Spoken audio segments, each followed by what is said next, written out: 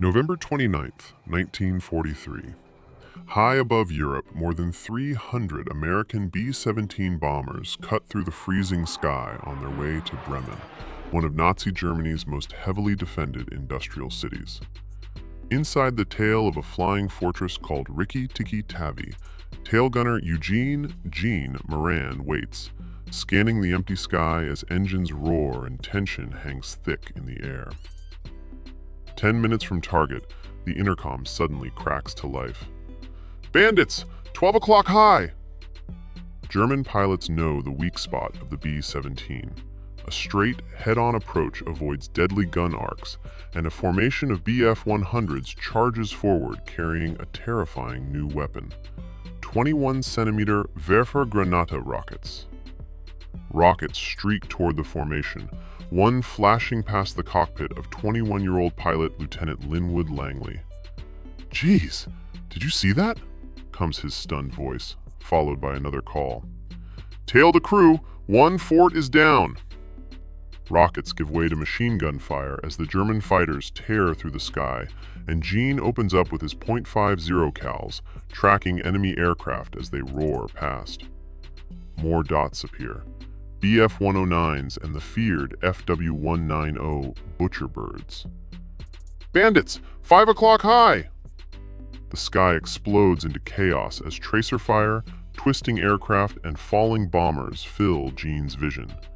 Shell casings pile at his feet while flak bursts erupt around the formation. "Flak! 11 o'clock low!" Some German planes peel away, others fly straight through the explosions as American bombers are hit and fall out of formation. Then the order comes. Bomb bay doors opening. Seconds stretch until at last, "Bombs away!" The aircraft lifts as the load drops, the turn for home begins, and for a brief moment, relief washes over the crew. Damage reports come in. Engines are strong, pressure is good. "We're gonna make it." But the hope dies almost instantly. "Bandits! They're back!"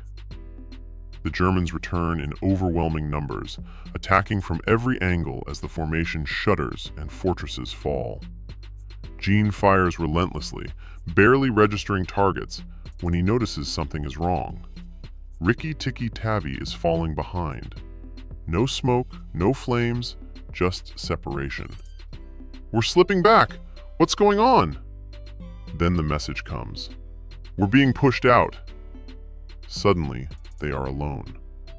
A lone B-17 against dozens of fighters is a death sentence. Gunfire rips through the aircraft, screams echo over the intercom, and then from below comes the terrified voice of ball turret gunner Wilbert Pee Wee Provost. "There's one coming up at us!" Gunfire shatters the plexiglass. A scream follows, then silence. Gene fires at a fighter climbing past the tail, his bullets striking home as smoke pours from the enemy aircraft, but Pee Wee never responds again. Moments later, a Bf-109 pulls alongside the tail. The German pilot locks eyes with Gene, points at him, then gestures toward the ground, offering him a chance to bail out. Gene stares back, frozen between life and death, until the truce shatters as gunfire erupts from somewhere inside the bomber. The German breaks away, and the remaining fighters swarm in for the kill. The tail is torn apart by metal and fire.